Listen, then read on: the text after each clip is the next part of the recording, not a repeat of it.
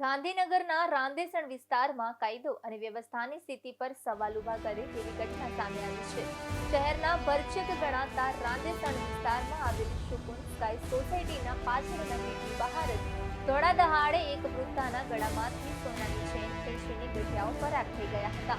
સવારના સમયે લોકોની અવરજવર વચ્ચે બનેલી આ ઘટનાથી સ્થાનિકોમાં ભયનો માહોલ છવાયો છે। આ અંગે ઇન્ટરસિટી પોલીસે સીસીટીવી ફૂટેજ આધારે તપાસ હાથ ધરી છે।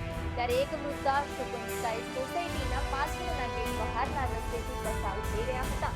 આ સમયે મોઢે રૂમાલ બાંધીને 1000ની ચેન ચાલતો તેમની નજીક આવ્યો હતો અને વૃદ્ધાના ગળામાંથી સોનાનો દોરો તોડી લીધો હતો અને આ ઘટના લોકોની અવરજવર વચ્ચે બની હતી।